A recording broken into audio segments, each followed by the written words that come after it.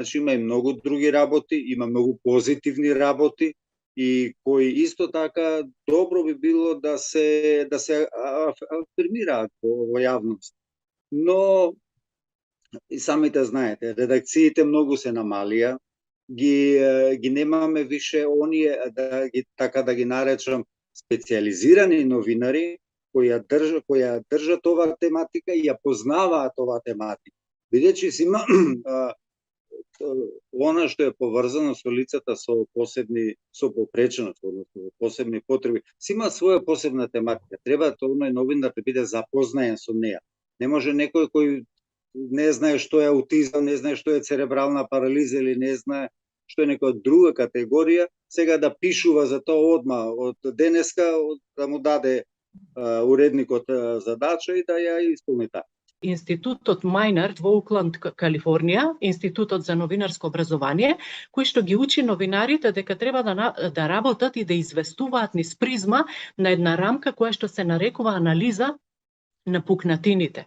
Односно, новинарите да ги забележуваат, регистрираат недостатоците, проблемите кои што се појавуваат во информирањето за поединци и групи во општеството и врз основа на тоа да ги подобрат политиките на работа во самиот медиум.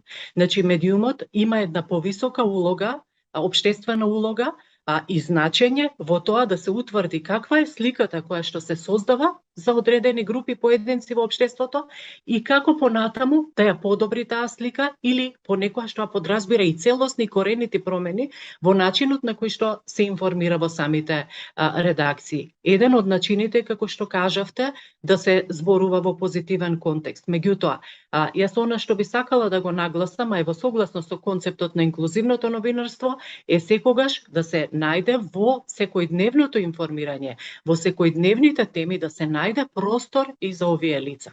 Значи, голем дел од овие лица може да се појават и како извори на информации, како некој кој што може да каже да пренесе одредена тема, случување, агол, размислување, перспектива и така натаму. Зошто да не се прави тоа? Зарем за овие лица треба се зборува само кога станува збор исклучиво за овие теми или само кога станува збор за одредени инциденти. И јавноста преку медиумските содржини, преку медиумските продукти, сакала или не, стапува во контакт.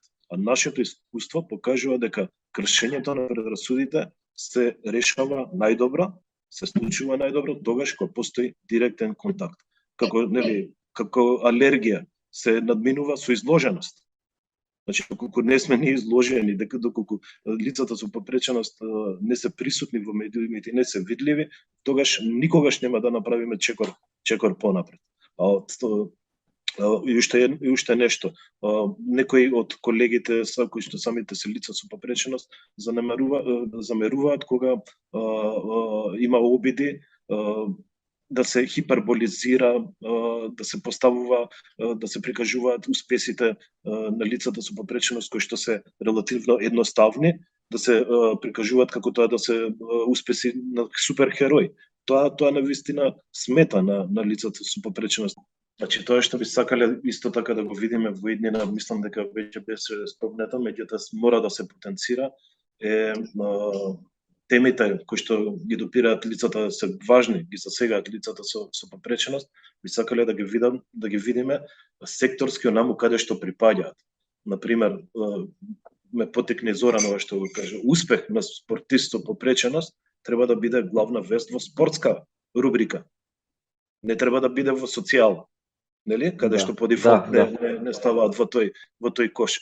И сите теми треба да си го најдат своето место онаму каде што припаѓаат, а не во специјализирани исклучиво емисии кои што се прават за лица со попреченост, а кои што многу често не ги гледа никој друг освен самите лица со попреченост. Think critically. Gather the whole story. Media Literacy Days 2022 from the 25th of October to the 1st of November. Learn more at www.mediumskapismenost.mk.